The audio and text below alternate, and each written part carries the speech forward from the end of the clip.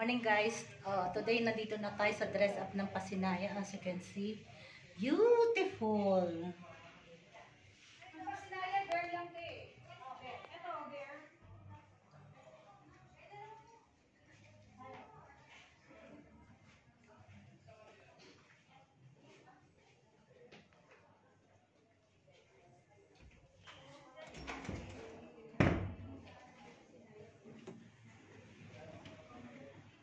So this is upgraded, meaning to say na dress up na siya.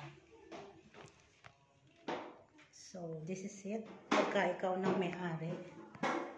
So ayan, nice.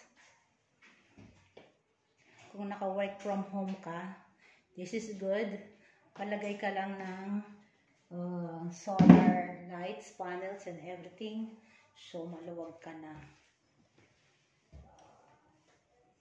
Nice.